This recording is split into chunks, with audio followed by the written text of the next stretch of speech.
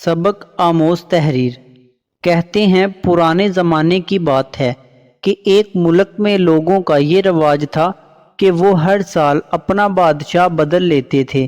جو بھی بادشاہ بنتا وہ اس عہد پر دستخط کرتا کہ اس کی حکومت کے 1 سال بعد وہ اس عہدے سے دستبردار ہو جائے گا اور اسے ایک دور دراز جزیرے پر چھوڑ دیا جائے گا جہاں سے وہ کبھی واپس نہیں آ سکتا۔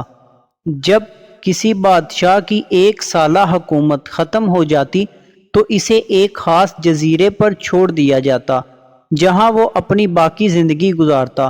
اس موقع پر بادشاہ کو بہترین لباس پہنایا جاتا اور اسے ہاتھی پر بٹھا کر ملک بھر کے الوداعی سفر پر لے جایا جاتا جہاں وہ تمام لوگوں کو آخری بار الوداع کہتا۔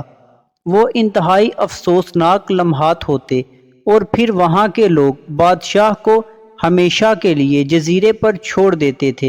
ایک دفعہ لوگ اپنے سابقہ بادشاہ کو جزیرے پر چھوڑ کر واپس آ رہے تھے کہ انہوں نے ایک جہاز کو دیکھا جو ڈوب کر تباہ ہو گیا ہے اور ایک نوجوان لکڑی کے تختے پر چڑھ کر خود کو بچانے کی کوشش کر رہا ہے۔ چونکہ وہ بھی نئے بادشاہ کی تلاش میں تھے اس لیے وہ نوجوان کو اپنی کشتی میں بٹھا کر اپنے ملک لے آئے اور اس سے 1 سال حکومت کرنے کو کہا۔ نوجوان پہلے تو ان کی شرائط سن کر انکاری ہو گیا لیکن بعد میں ان لوگوں کے کیے ہوئے احسان کا بدلہ چکانے کے لیے نوجوان 1 سال کے لیے بادشاہ بننے پر راضی ہو گیا۔ بادشاہ بننے کے تیسرے روز نوجوان بادشاہ نے اپنے وزیر سے کہا، مجھے وہ جگہ دکھاؤ جہاں پچھلے تمام بادشاہ بھیجے گئے تھے۔ بادشاہ کے حکم کی تعمیل کرتے ہوئے اسے جزیرے دکھانے کا انتظام کیا گیا۔ یہ جزیرہ مکمل طور پر جنگل اور جنگلی جانوروں سے بھرا ہوا تھا۔ ان جانوروں کی آوازیں جزیرے کے باہر بھی سنی جا سکتی تھیں۔ بادشاہ جنگل کا جائزہ لینے گیا اور وہاں اس نے اپنے تمام سابقہ بادشاہوں کے ڈھانچے دیکھے۔ وہ سمجھ گیا کہ بہت جلد اس کا بھی یہی حال ہونے والا ہے اور جنگلی جانور اس کے ٹکڑے ٹکڑے کر کے کھا جائیں گے۔ جب بادشاہ سلطنت واپس لوٹ کر آیا تو اس نے 100 مضبوط تو توانا مزدور کو اکٹھا کیا۔ انہوں نے ان سب کو جزیرے پر بھیج دیا اور حکم دیا کہ 1 مہینے میں جنگل کو صاف کر دیا جائے، تمام خطرناک جانوروں کو مارا جائے اور تمام غیر ضروری درختوں کو کاٹ دیا جائے۔ وہ ہر ماہ جزیرے کا دورہ کرتا اور خود کام کی نگرانی کرتا اور جائزہ لیتا۔ پہلے مہینے میں تمام خطرناک جانور مارے گئے اور پھر بہت سے درخت کاٹ دیے گئے۔ دوسرے مہینے تک جزیرے کو مکمل طور پر صاف کر دیا گیا تھا۔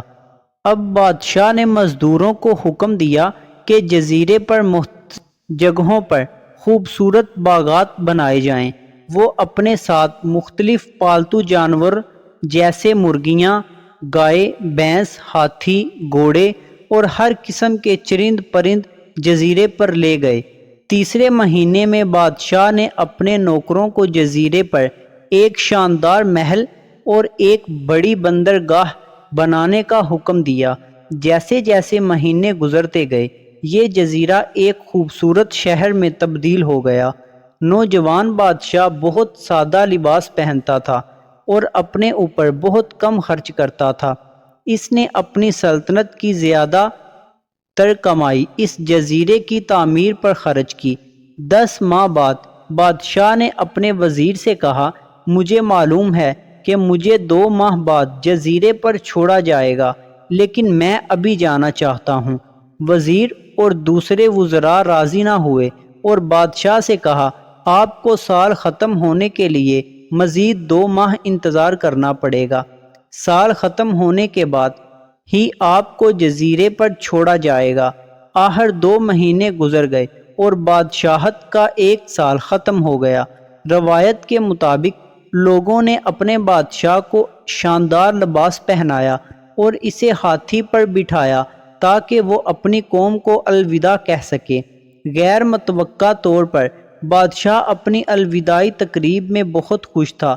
لوگوں نے ان سے اس کی وجہ پوچھی کہ اس موقع پر پچھلے تمام بادشاہ رو رہے تھے لیکن تم ہنس رہے ہو، اتنے خوش کیوں ہو؟ نوجوان بادشاہ نے جواب دیا کہ مجھ سے پہلے گزرے ہوئے بادشاہ اقتدار، عیش و عشرت اور عیاشی کے نشے میں ایسے مشغول ہو گئے تھے کہ وہ اپنا انجام بھول بیٹھے تھے، جبکہ میری سوچ ان سے مختلف تھی۔ اگر چاہتا تو میں بھی گزرے ہوئے بادشاہوں کی طرح زندگی گزارتا، لیکن جہاں مجھے زمانہ مستقبل میں رہنا تھا، میں نے وہاں پر اپنے رہنے کے لیے پہلے سے تمام تر سہولیات کا انتظام کیا ہوا ہے، اسی لیے اب وہاں اس ویران جزیرہ پر میرے پہلے سے بنائے ہوئے باغات اور محل میرا انتظار کر رہے ہیں۔ خلاصہ دوستو، دنیا کی زندگی عارضی اور مختصر ہے۔ یہ بظاہر خوبصورت ہے جو انسان اس کے ساتھ دل لگا لیتا ہے اور عیش و عشرت میں آخرت کی زندگی کو بھول جاتا ہے، وہ پھر روتے ہوئے رخصت ہوتا ہے، اور جو انسان وقت کی قدر کرتے ہوئے دنیا میں رہ کر اپنی اخروی زندگی کو اعمال صالح کے ذریعے بہتر بناتا ہے تو مرتے وقت مطمئن اور پرسکون ہوتا ہے، کیونکہ جنت کے باغات اور نعمتیں اس کی منتظر ہوتی ہیں۔ اللہ کریم ہمیں دنیا و آخرت کی فلاح نصیب فرمائے، آمین ثم آمین۔